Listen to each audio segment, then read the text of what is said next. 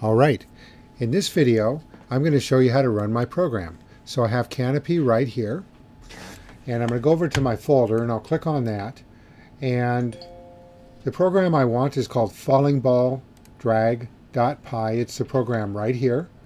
I'll double click on that to open that up in Canopy, and the program opens like this.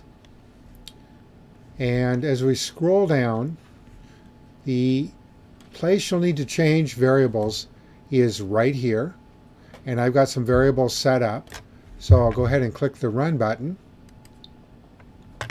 and I've made some plots. So this first plot here shows the position of the drop ball and the velocity of the drop ball as a function of time, and the velocity in green you can see comes and levels out to a terminal velocity, and you can see the position versus time shown by the blue arrow. This next plot shows Reynolds number as a function of time, and this shows the coefficient of drag as a function of time. Let me walk you a little bit through the program. So right here is where I'm importing a bunch of modules. Some of these, like from Math Import Py, are standard modules for Python.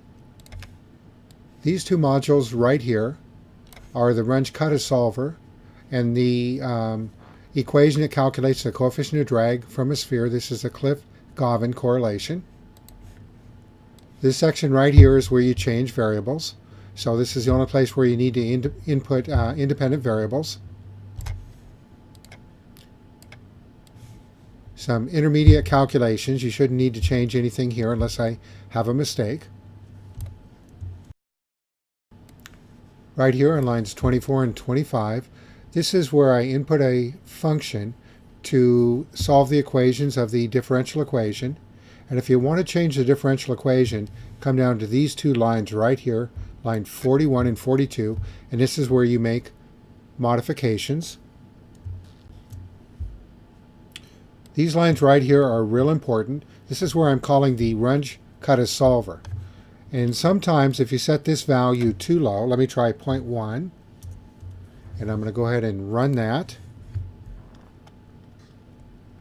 And it looks like it ran, but if I set this to 0.5, try it again.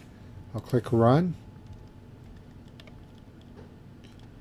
You'll get problems and the program will not run. And one way to get around this is to build an adaptive solver that changes the time step. But the other way, if you have problems here, or problems with accuracy, it's very standard in a numerical algorithm to have to change the time step right there. So I've changed it to 1/100th of a second.